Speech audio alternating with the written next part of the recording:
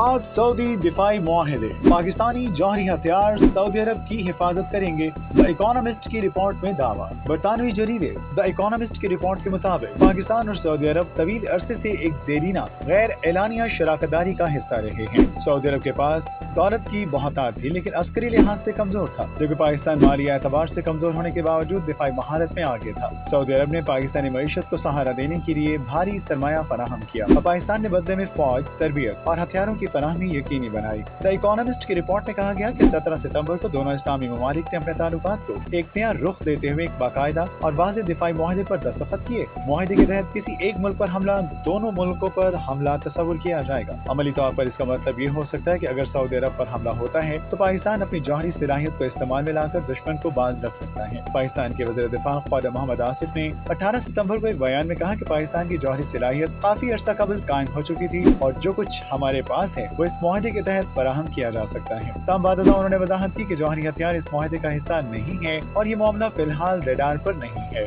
इसके बावजूद सऊदी हुकाम का मौक़िफ़ है कि वे इस मुआहदे को जौहरी तहफ़्फ़ुज़ के तौर पर देखते हैं। बरतानवी अखबार के मुताबिक एक सऊदी एहलकार ने बताया कि ये एक जामे दिफाई मुआहदा है जो हर किस्म की अस्करी ज़राए को शामिल करता है। द इकोनॉमिस्ट के मुताबिक अगर ये इत्तलात दुरुस्त है तो ये पहला मौका होगा कि एक ऐसा मुल्क जो NPT यानी न्यूक्लियर नॉन प्रोलिफरेशन ट्रीटी के 5 सरकारी जौहरी ताकतों में शामिल नहीं, लेकिन किसी दूसरे मुल्क को अपनी डिफेंस की सलाहियत फराहम कर रहा है। द इकोनॉमिस्ट की रिपोर्ट में ये भी कहा गया कि इस मुआहदे से भारत को भी बड़ा धचका लगा है और इस मुआहदे से पाकिस्तान की मुआशी हालत बेहतर होगी और इस मुआहदे का सेहरा field marshal general Asim Munir के सर जाता है।